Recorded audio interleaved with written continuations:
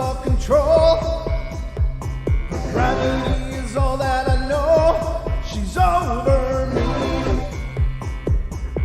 She's over me. She comes with her hypnotic dance. She holds me here with only a glance. She's over me. She's over me.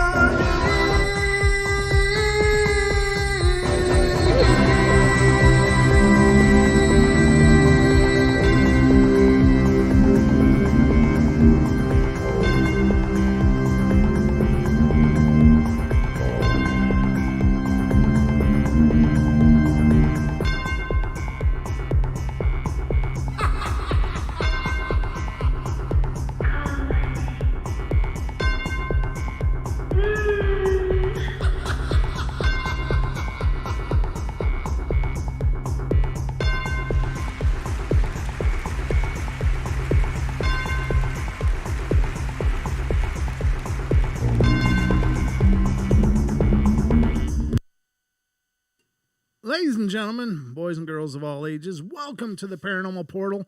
These are our night terrors.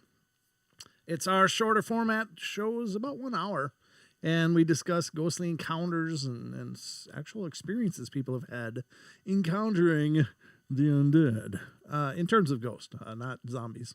Not so far as I've ever seen yet, anyway. I'm not familiar with any zombie stories that we've covered, but there could be out there.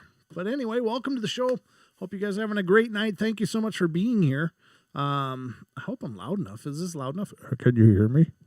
I think it is. It feels a little quiet in my ear, but it sounds like it's right up there where it should be.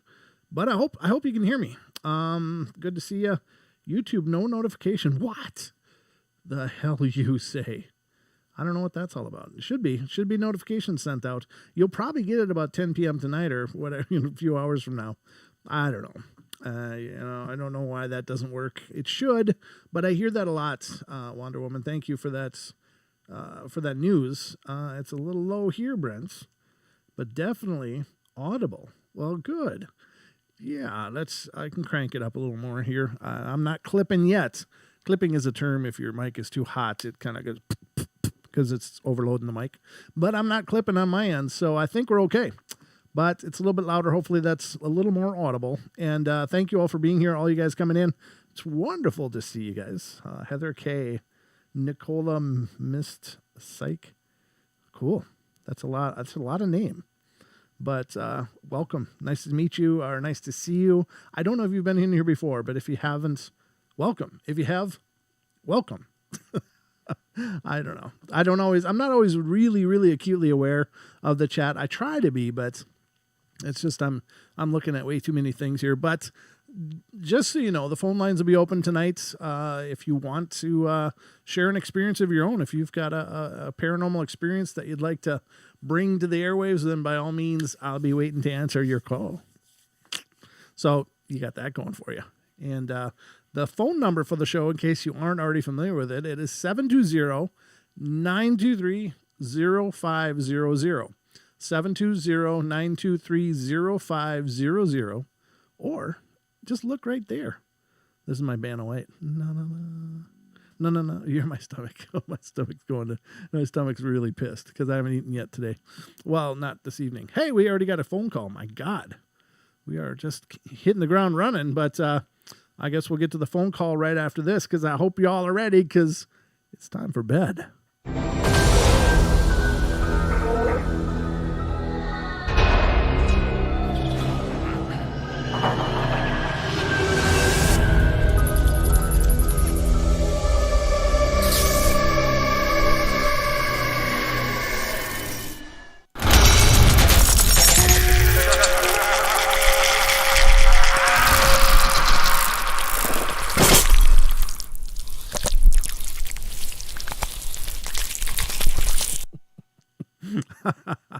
I did a double header there for those. That last one that we just saw was it was just donated to the show by a gentleman who was in the chat by the name of Unknown. He sent that into us. And thank you so much. He's sending some more too. They're really pretty incredible. So we'll get to those. I've only got that one that I can show you right now. He sent me drafts for several others. They're just intense. Really nice job. Thank you. And I love it because it's less that I have to do. You're beautiful. Brilliant. All right, let's get to this phone call and see who's on the horn here.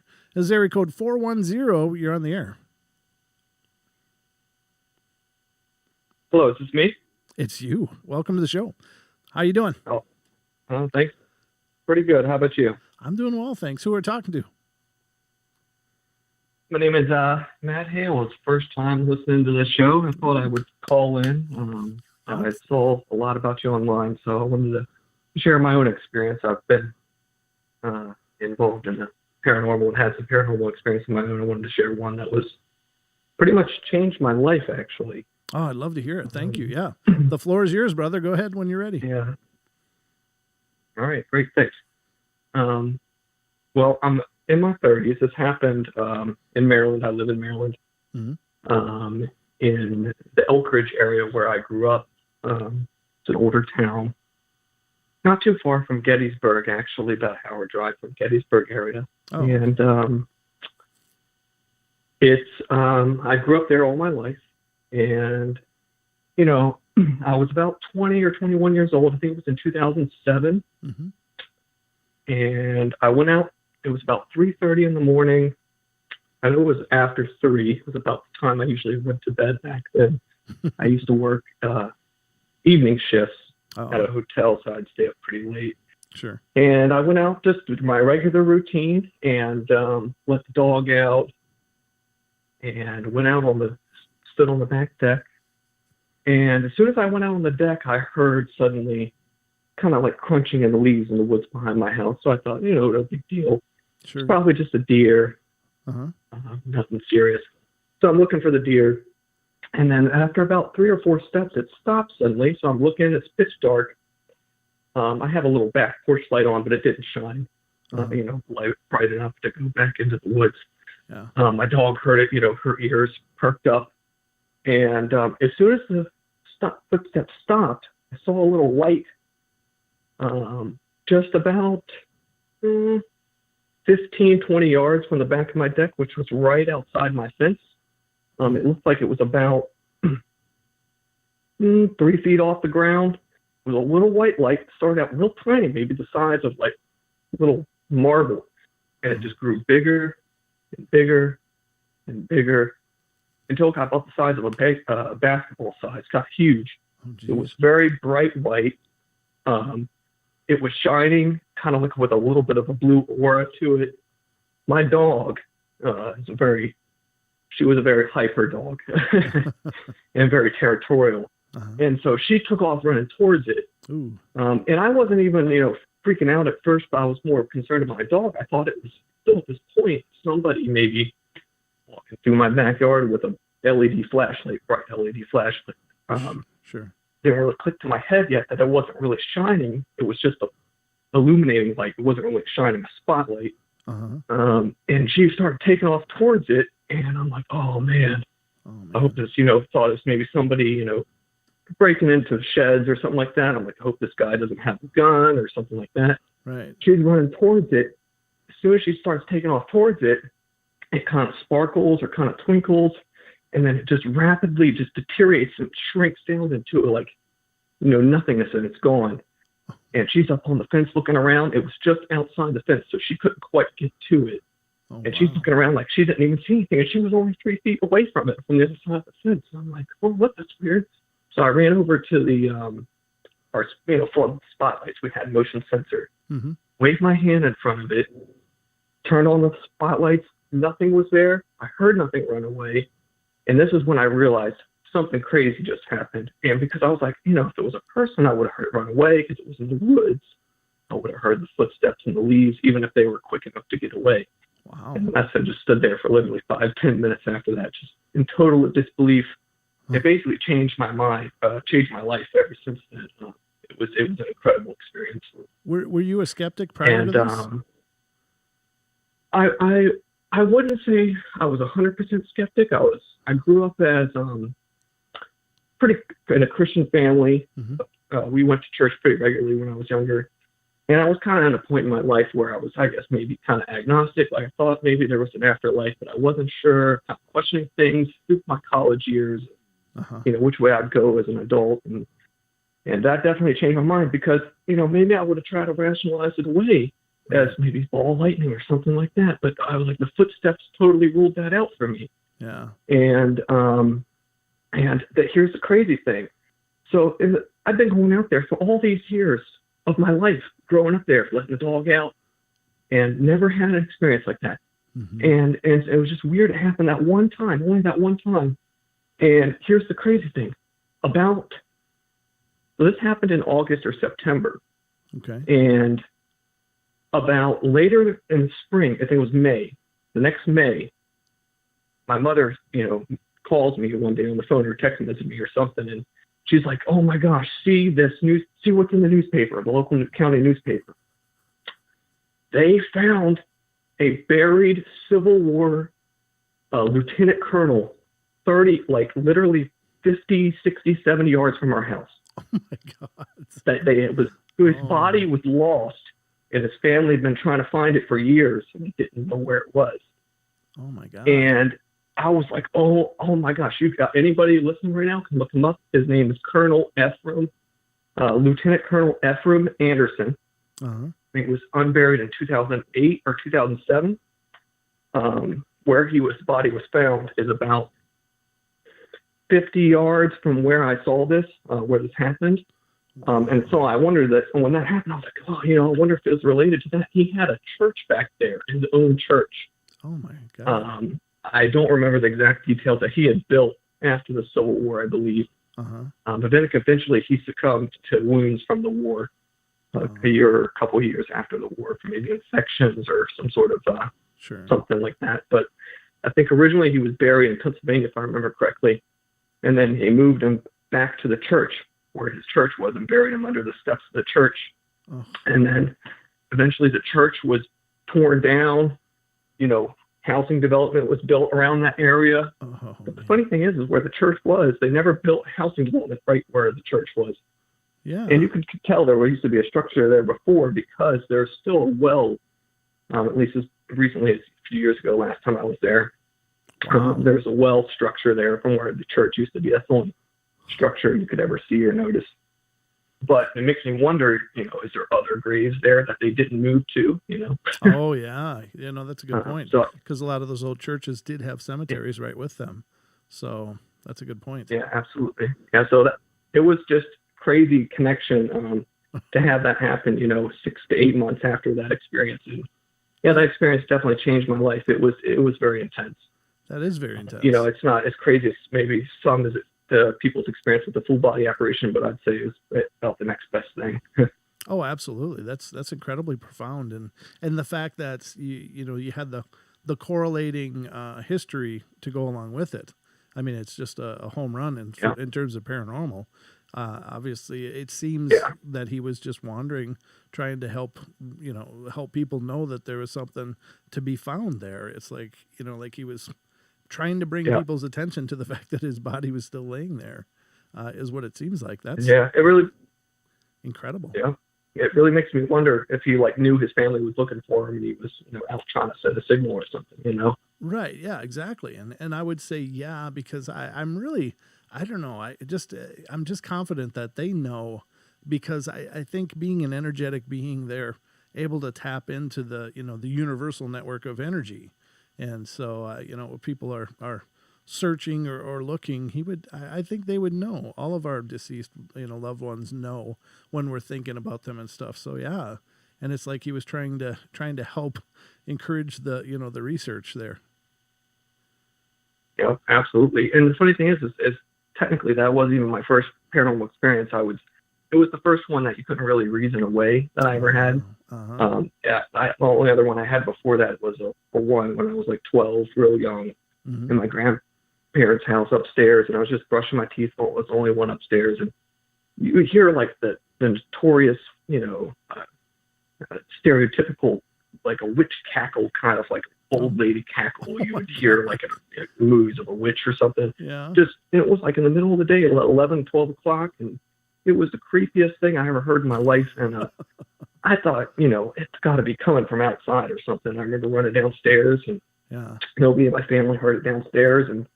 And I always reasoned that away, that was nothing serious. But now looking back on that, when after I had that one experience, I was like, I think that was paranormal too. So, Yeah, I it think changed my you're life. right. Yeah, I'll bet it did. I'll bet it did. Yeah. That's pretty intense. Do you have a lot of experiences, or just a couple now?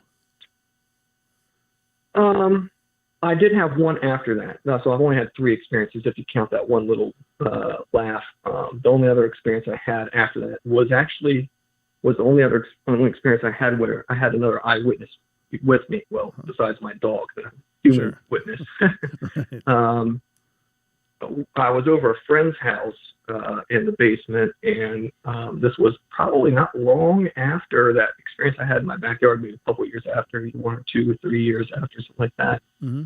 And we were just sitting in his basement of his house. And, it's a newer built home. It's not an old home. They were the first people to ever live in this house. No family had ever lived in it before. Mm-hmm.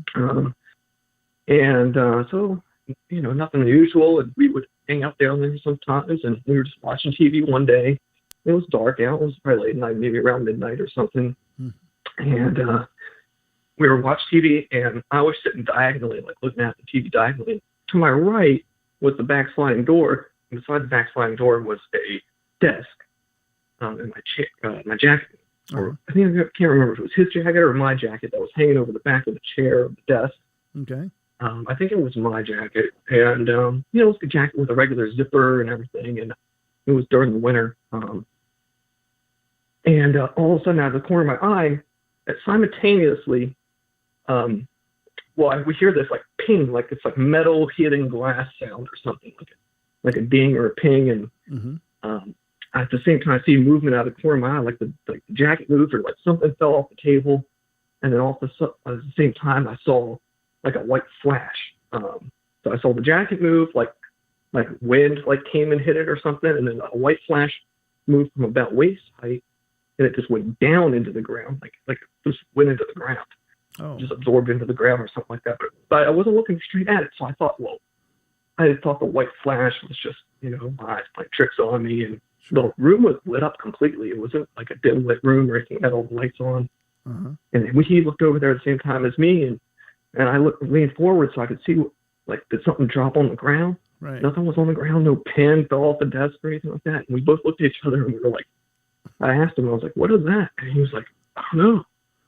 And then, so we just went back to watching the show, like nothing ever happened. But then, after the show finished or it was a commercial break or something like that, we got up, we walked over there, and we were looking around, there was nothing on the ground. And then I was like, man, that was really strange. I swear I saw the jacket like move or something. I thought something fell.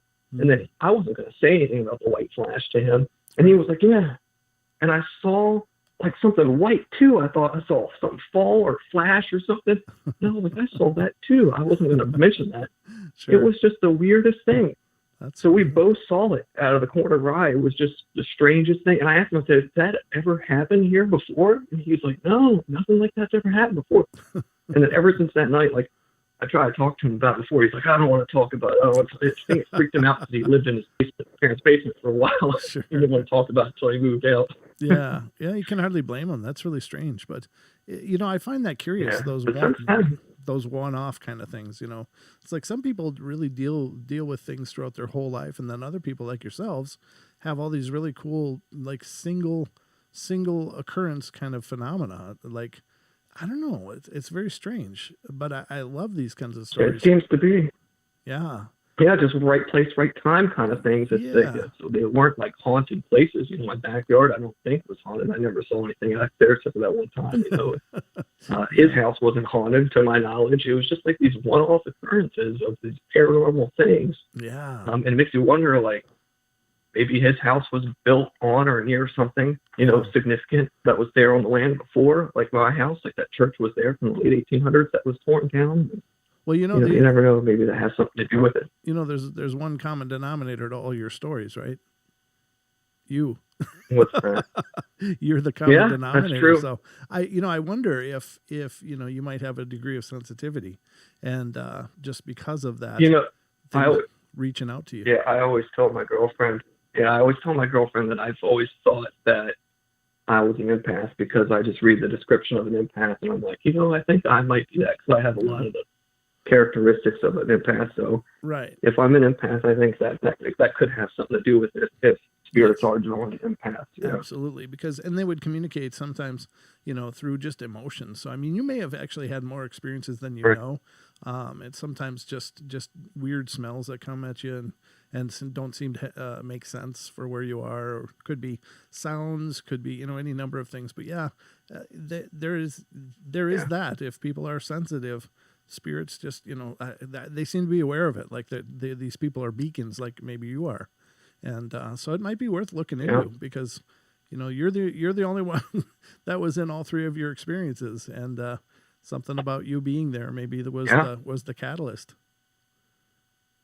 Yeah, that's a very good point. Do you have any suggestions on how to look into it further? Well, I would certainly do some research into it first of all, and not you said you read the description of empathy, but I would look into into this stuff. I maybe take up meditation, maybe find someone that can like a psychic that might be able to help you to tune into that better, or at least to let you know, yeah, you definitely are, or you have something going on. But I think it's interesting. Nothing you've experienced has been really, really terrifying. Even that cackle at the time, you weren't sure what it was. So, it didn't really terrify you. Yeah, it was terrifying for a 12-year-old. It was terrifying, even though it was broad daylight. yeah. I mean, but that is kind of a scary, scary thing. But at the same, it was a one-off again, another one-off. So, right, just really. And that was the bedroom my father grew up in, and he never had anything experienced there. Which is strange in itself too. Yeah. And how about your mom? And I asked him, did you ever have? What's that? How does your mom have a degree of sensitivity? Do you think, or does she you ever talk with her about it? I think that she might, if one or more of them was more likely to have the sensitivity, it would definitely be her. Okay. She's definitely a believer in spiritual afterlife and all that stuff. So she's told me she's had some little experiences here and there as well too, but nothing, I don't think, quite to the degree that I have. Sure. Well, it might be worth exploring, and maybe it's just a matter of having that dialogue. I don't know. It's hard to know because your experiences aren't so consistent that it changed. You said it did change your life, and that's more of an awareness thing, though, right? I mean, having that experience, but it's not like you're being tormented or anything. But I don't know. I'm curious because I think you are, attracting that activity for some reason, and you maybe have more ability than you know, but you've only tapped into the empathy so far. So I thought the same thing. Maybe if I put more focus and meditation or mindset into it, that it could open up the ability or that characteristic of myself even more. Sure. I know a dear friend of ours. She does readings on the show. Her name is Deb, and she does private consultations too. But it might be worthwhile to have you talk with her and see what she thinks. If you're interested in that, email me at paranormalportalradio@gmail.com, and I'll get you two connected. Okay, that sounds like a good idea. I'll give that some thought. But the main reason I wanted to call is just because it had my experience, it definitely had some historical significance behind it. And anybody listening on the show right now can just easily go to Google and look up Lieutenant Colonel Ephraim Anderson. They moved his body, but they had put a plaque there, unless they moved it, but I think it's a permanent plaque there, with like a little picture of him and a little inscription, or actually a pretty long inscription about him. It's really cool. Yeah. That is really cool, man. It's great talking to you, and I appreciate you calling in and sharing it. I'm glad you found the show, man. How did you find the show? Yeah, no. Well, I guess over the past couple of years, or past year especially, year and a half, I just started researching it more. Maybe, I don't know, the feelings of maybe potentially being an empath have just, I don't know, kind of risen in me more. And also I moved a few years ago to an area with where there's an abandoned asylum. It was used for different things. Wow. Most of it's torn down now, and that. But it kind of raised my curiosity more, and I've had these experiences. I want to look into this more and more and more. Yeah. So it just over time just snowballed, and Just Googling and looking up, and I just stumbled upon your page somehow. Well, I'm glad you did, brother. It's nice to meet you, and thank you so much for coming on the show and sharing your experiences. Yeah. Yeah, you too. Thanks for having me. I really appreciate it. All right, brother. You have a great night, and email me, and I'll make that introduction for you. All right. Thanks. I appreciate it. All right. Good night. Good night. Very cool. That's awesome. I love starting off the shows with a call. Those are my favorite things ever as far as doing the live shows. I mean, it's great to have guests on too. And it's great just to talk about the paranormal too. It's not that I'm not like I'm high maintenance or anything here, but it's always great to hear from you guys, especially when you've got experiences to share. I think that that's so powerful. And it's one thing to find things, but it's so much greater. It's funny. I just recorded a podcast today with gentleman James. His name is James from Michigan. And that's actually live now, but I just recorded it today and had the same kind of discussion with James. It was like, I love hearing from you guys because you guys bring something new to every discussion. You guys see things just a little bit differently from everybody else. And when you relate your events, you will say something that I maybe have never heard before, or maybe never heard it that way.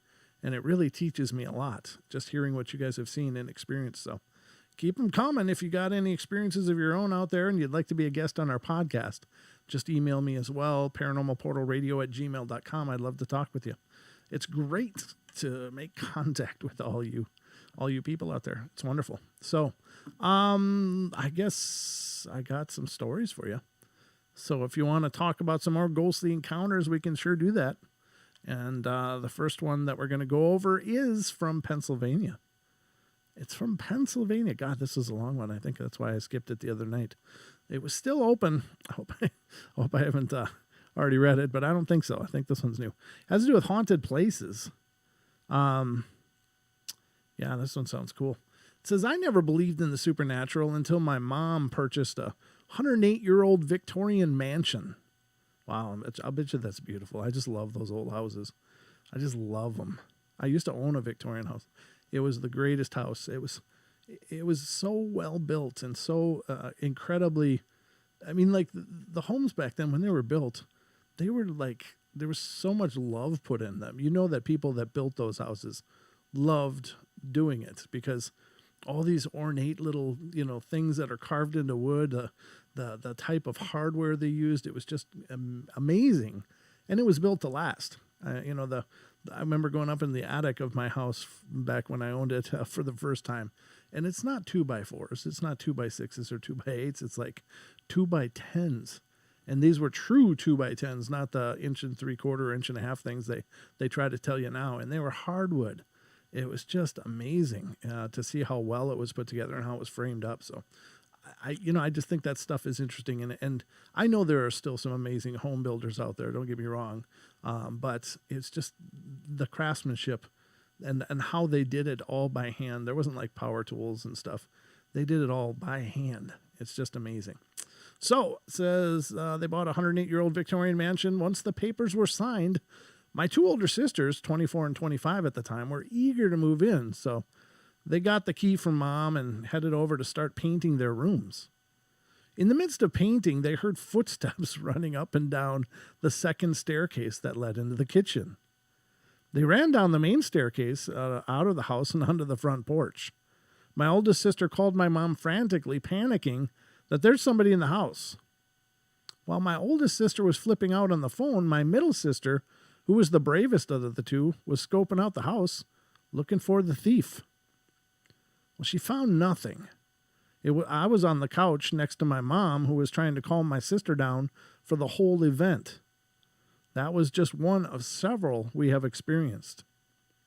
A month later, I had two friends over for a sleepover, and we were up until about 2 a.m., eating cookies and watching old episodes of Pepper Ann.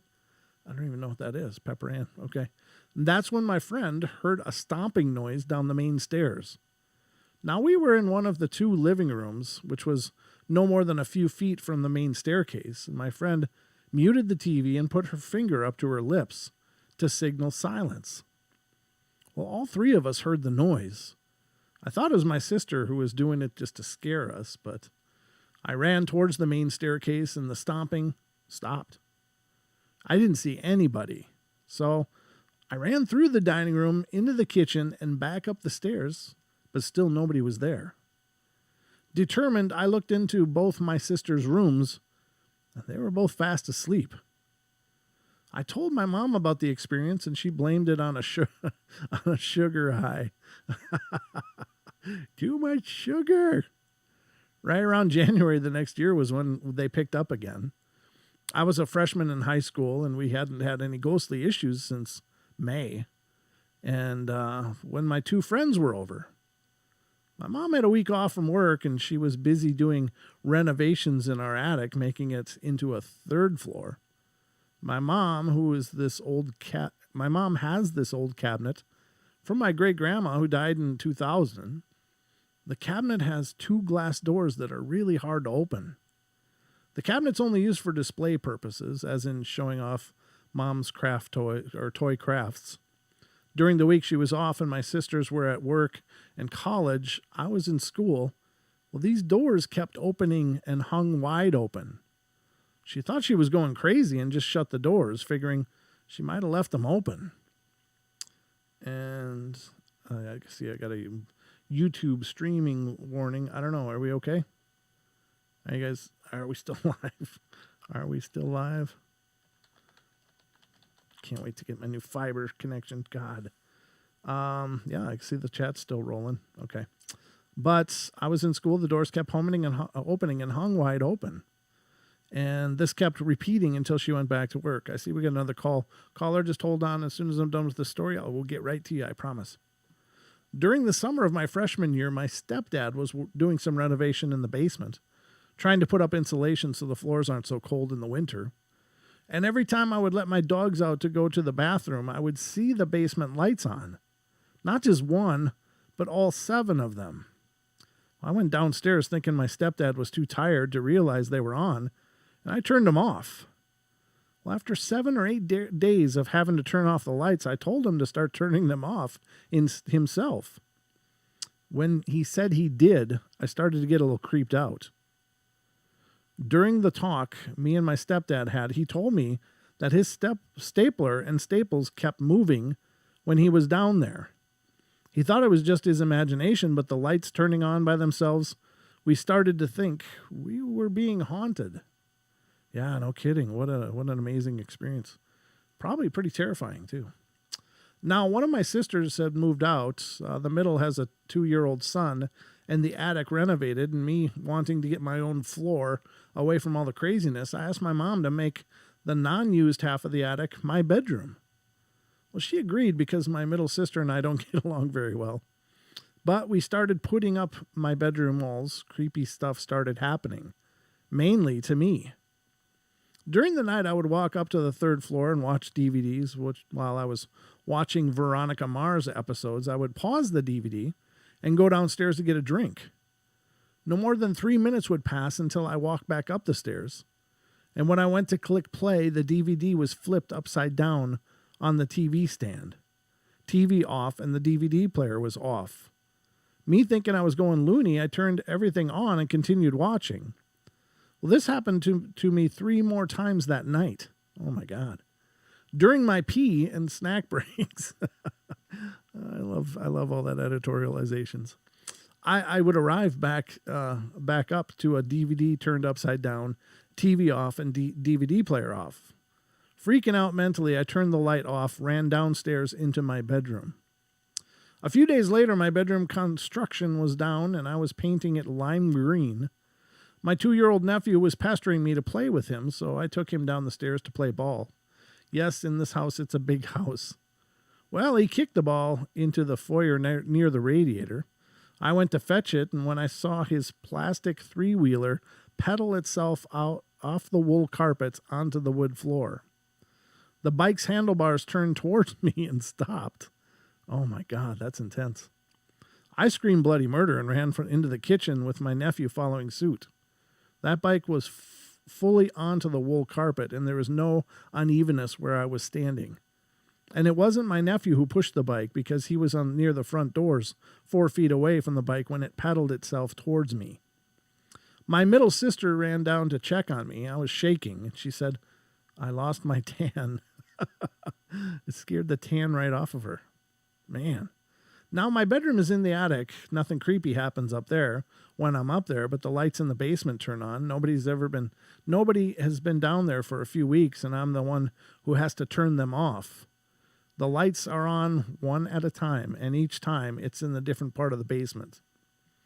This week I refuse to go down into the basement anymore, and the lights that I see in one spot turn off and are on in a different spot the next day. I see the lights on through the small basement windows, and my mom did some research a few months back about the house. We are the 5th people to own it. Before us was a young couple who just moved out of the house because they couldn't keep up with it. The one before that had the downstairs as a doctor's office. Ones before that were the kids of the owner who built it. All we know is that the wife died a few years after the house was built. We didn't find out why. We just concluded it was old age.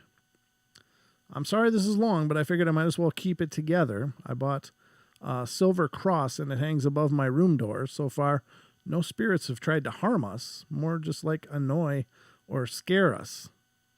If you have any advice, please share it. Thanks. Yeah, that's pretty intense.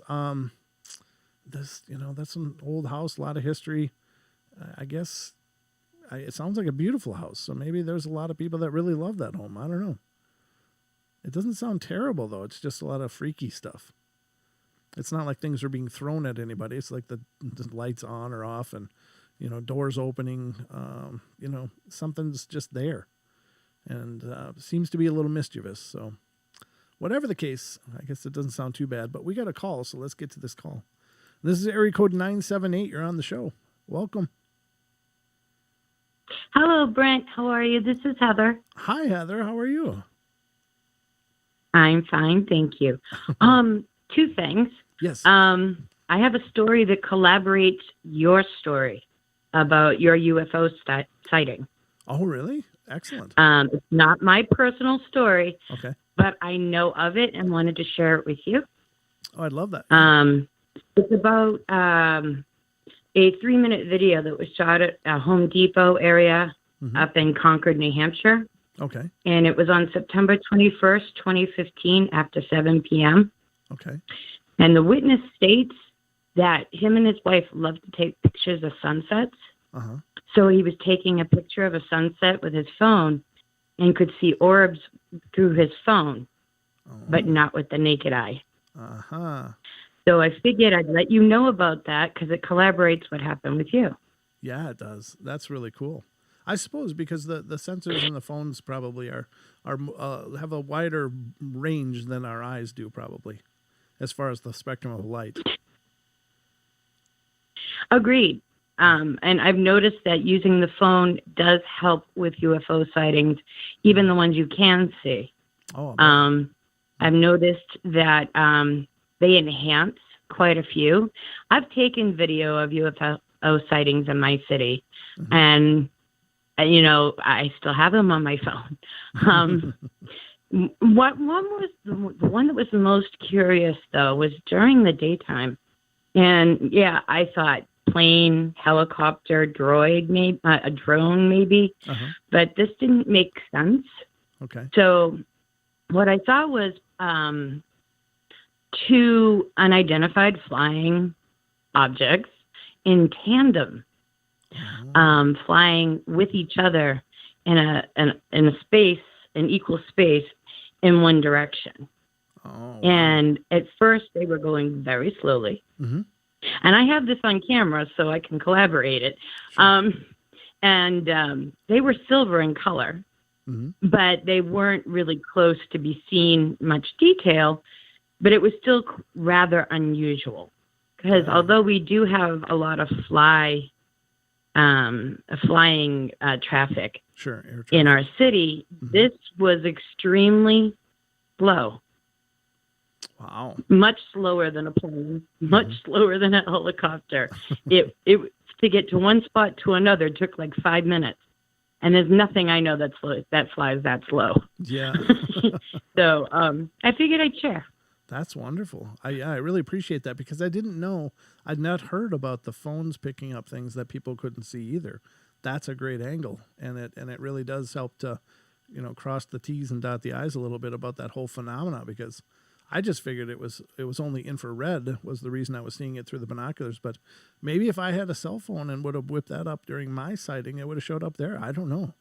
It's just such an incredible thing. It's quite interesting. Yeah. But really if you is. want to look up the sighting, just look up Concord, New Hampshire, Home Depot, the 25th of September, 2015. Oh, very And cool. you'll be able to read the whole story. Excellent. Thank you so much. I really appreciate that. And I mean, it really does make a lot of sense to me, but it's got my head spinning now thinking about it. Well, it's amazing what you can pick up. In my over 20 years of going back and forth from Warren, New Hampshire to Massachusetts, I have seen some things that are extremely strange, things that I can't even explain. And they're not all UFO related. Some of these things were, I've even recorded them on a UFO website. One was me at the drive-in at the Weirs Beach. And I saw multiples in one night, and I really couldn't tell you what they were. Wow. I saw plane traffic. I saw helicopter traffic. I saw all sorts of traffic in the sky, but these things were not like the others. I felt like I was on Sesame Street. That's exactly what I was thinking. It really did. When you sang that, I was like, oh, one of these things is not like the others. Yep. It's okay. That's cute. So, but luckily for my sightings, I have witnesses for most of them. So somebody's either been with me or, witnessed it at the same time. Quite a few times it was with my mother, who's like, just don't tell me. I have to drive us back home, and it's 3 a.m. and we're leaving the drive-in. Don't tell me. So, like I said, I have a lot of stories. I just don't like to share them all because, there's so many that happen to me. It makes it incredible. Yeah, and I'm the same way. I mean, I've shared several stories on the show, but there's several more things that are very personal and aren't the scope of the of everyone else. It's just things that have happened to me that sometimes they're just I haven't figured them out or even been able to figure out what the hell happened, but something incredible happened, or they just felt like they were very personal and didn't belong to everyone else as much as they were meant for me. I understand, especially your conversation with your dad and your dreams. I've had a similar experience with my dad, so I understand what you mean. Yeah, and those I like sharing because for me those are like I hope that they give other people hope, because it was such a cool thing for me. After my dad passed, I was so far away, and there was he and I had an interesting relationship. We loved each other fiercely, but we also couldn't get along with each other fiercely. So he was just a very different person than me, and that was fine. We always found our balance and did okay, but it was just there was always things I wanted to say, but just could never find the moment to say them or the right time, and so I carried those. But I was able to say them in that dream, and so it was so healing to be able to have that closure. And I was like, I wish everyone could experience that, and maybe they do. Maybe everyone does, but. I think they do. They just don't realize it's not a dream. Right. Yeah. Or remember it or whatever. But God, it was so real. It was more real than sitting here talking to you. It was vivid. Just, incredibly. There's color. That's the difference between a dream and an encounter with the spirit world that I've noticed, in my opinion. Yeah. Could be. Dreams are not coherent. They don't follow a pattern, and they're all over the place. Right. Yeah. But when you're having a visitation, it's in color. Yes. And it's in sequence. Yeah. Oh, it doesn't jump from place to place. Right. It was completely cohesive, and there was a flow to it, and it was because I know what you're talking about dreams. I'll be falling asleep and starting to dream, and then I wake up because I'm like, that wasn't my house. Why did I think that was my house? Or who's that guy? That's not my friend. I don't know that person, things like that. So they're just these weird disjointed things that kind of fall into our dreams. But yeah, when I saw my dad, it was just like, I was in his living room and he was standing there, and it was just this incredible moment of, there you are, we've missed you, and it was just, the tears and everything. I woke up just soaked in my own tears, but it was just so incredible and so powerful. So yeah, I mean, that I'd like I to share. agree. Yeah. I agree. They are. Yeah. The other thing I wanted to mention, I think the reason why you had the visitation was because you were most like your dad. That's probably why you were at arms all the time. Could be. Yeah. We probably shared a lot in common that rubbed each other the wrong way. Yeah. My little brother had a meeting with him too. And it was I didn't know that. In his dream. Yeah, and so he and I think are the only ones that had it, but it was interesting cuz my younger brother and my dad were very close, and they do work and stuff together, and had a really cool relationship, but they were doing a concrete job. My dad did a lot of concrete. He was just a worker. He was incredible, but he was, I don't know if I'm going to share my brother's story cuz, it's my show. It's personal. I understand. But they were working, prepping this concrete job, and my brother said it was just so real, and he was sitting there, and Dad said to him, "Okay, well then tomorrow we got to do this, this, and this, and this, and we should be all set to go." And my brother just he suddenly became aware of the reality of the situation and said, "But Dad, we can't do that because you're dead."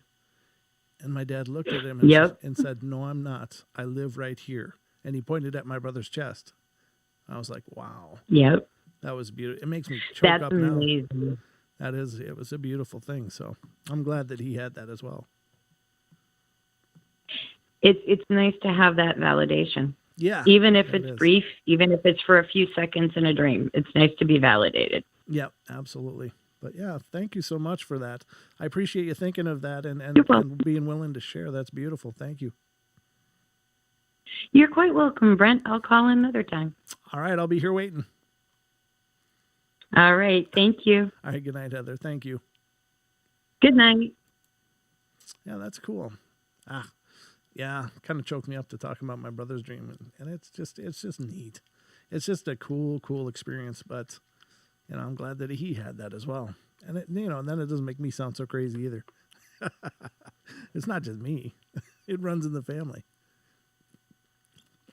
I'm only teasing. I know that it was a real experience for both of us. Very, very real. And very, very cool.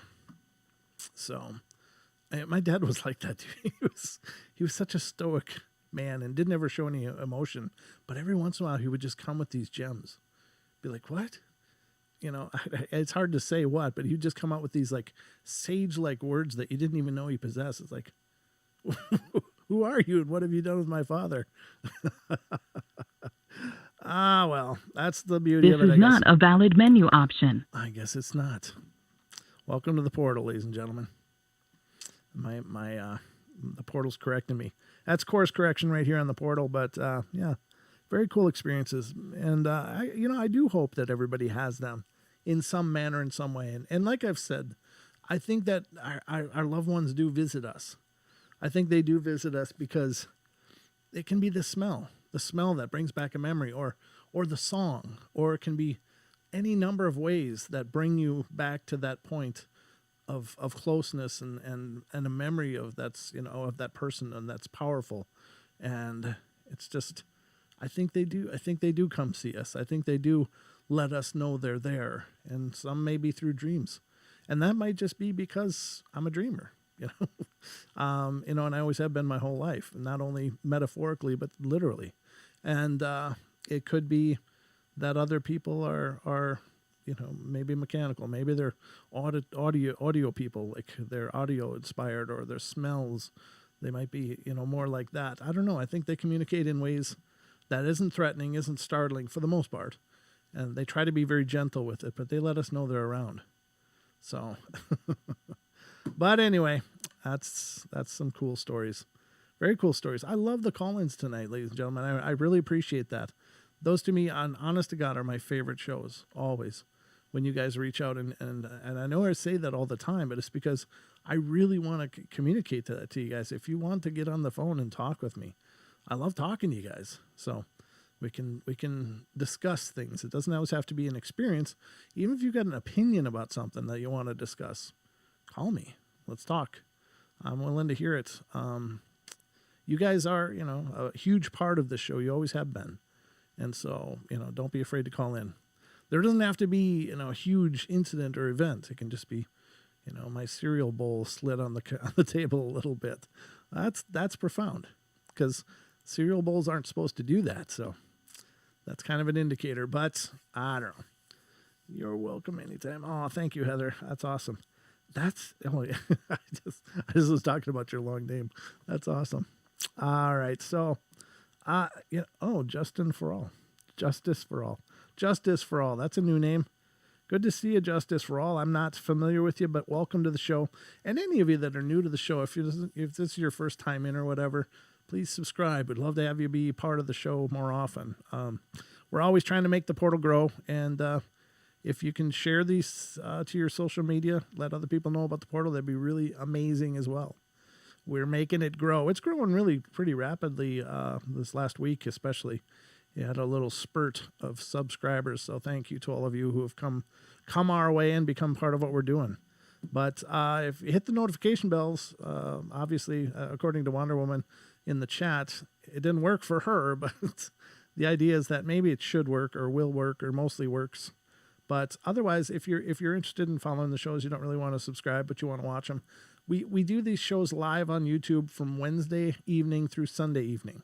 I take Monday and Tuesday off just because I needed some sanity days. I used to stream 7 days a week and then do 3 podcasts a week. So that was 10 shows a week, but I really had to step back because I felt that the shows were kind of suffering. I felt like I was just always racing to the finish and I couldn't really create shows that you guys deserve. So I took a few days, 2 days a week to step back and work on developing the shows and developing ideas. So I hope that's, you guys understand, but that's when we're here. And on those days off, there's 800 and plus episodes in our back catalog right here on YouTube. So if you want to get a portal fix in those in-between days, head into the archives.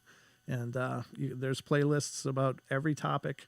And I hope you'll find something that you'll enjoy in there. But also the new podcast is out today. I just released it just the very minute before I started the show. I got the podcast all uploaded and finished today. So it was James from Michigan. We had a great talk about spirits and astral projection. So if you're interested in any of those topics, check out the podcast. Again, this is not the podcast. We oftentimes get people saying, "Oh, I checked out the podcast. I watched it." Like, you watched it? Yeah, on YouTube. It's like, no, that's not the podcast. The podcast is audio only on Pandora, Spotify, iHeart, iTunes, Stitcher, Castbox, Google Play. So that's a different show.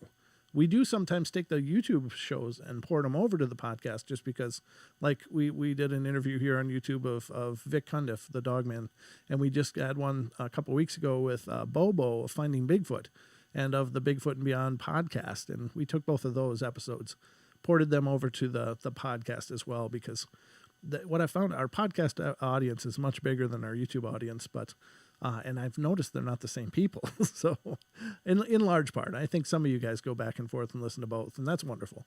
But so they are two very different shows.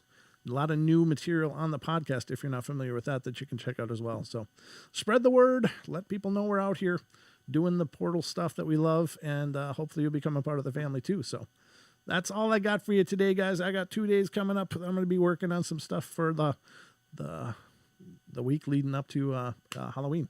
And my oldest son is coming to visit, so going to have some time with him. That'll be awesome. So, all right, guys, that's all I got for you. I hope you guys have a wonderful beginning of your week. I'll be back on Wednesday with Dawn right here on our 2-hour show, so I hope you'll be here and enjoy the entertainment. When Don's here, we get all stupid. It's pretty funny. But anyway, guys, I love you all. Be good, be kind, be nice, take care of each other, help each other out, find the magic in every day, and remember to laugh as much as you can. All right, guys, I'll be back on Wednesday. So until then, be good. I mean it. And sweet dreams.